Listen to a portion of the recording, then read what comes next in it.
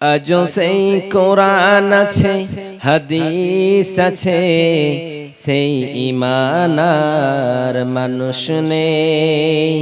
আজও সেই কোরআন আছে, হাদিস আছে, সেই ঈমানার মানুষ নেই, সেই ঈমানার মানুষ নেই।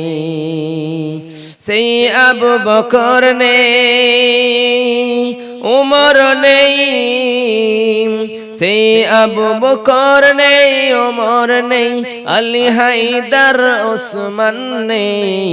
আজও সেই কোরআন আছে, হাদিস আছে, সেই ঈমানার মানুষ নেই।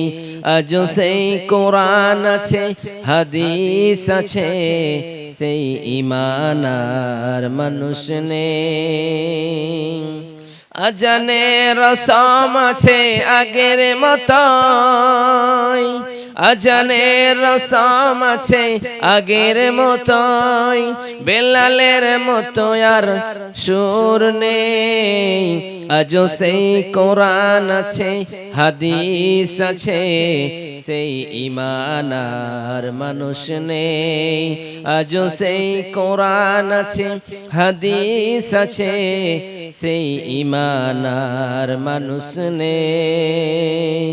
কোরআনের ধ্বনি আছে আগের মতোই, কোরআনের ধ্বনি আছে আগের মতোই, রবিয়া বশরীর মতো সেই সাধক নেই।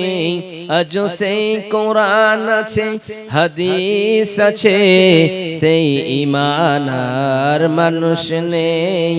আজও সেই কোরআন আছে,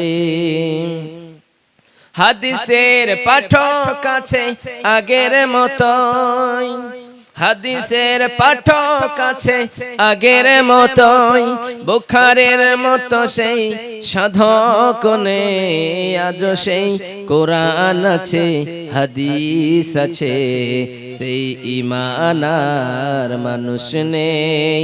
আজও সেই কোরআন আছে, হাদিস আছে, সেই ঈমানার মানুষ নেই। উপস্থিত আজকের সভার মহামান্বিত সভাপতি সাহেব, সামনে বসে থাকা ভাই ও আব্বাজানেরা, পর্দানশী মা ও বোনেরা, আমি পবিত্র কোরআনুল কারীম থেকে সামান্য কিছুক্ষণ সময়ের জন্য একটি আয়াত পরিবেশন করেছি। সেই আয়াতকে কেন্দ্রবিন্দু করে আমার বক্তব্য করব। আমা তৌফিক ইল্লা বিল্লাহ, আমার আল্লাহ যদি রাজি থাকে তাহলে বেশ কথা না বাড়িয়ে এইদিকে ওইদিকে না গিয়ে আপনারা সুন্দর করে শুনবেন।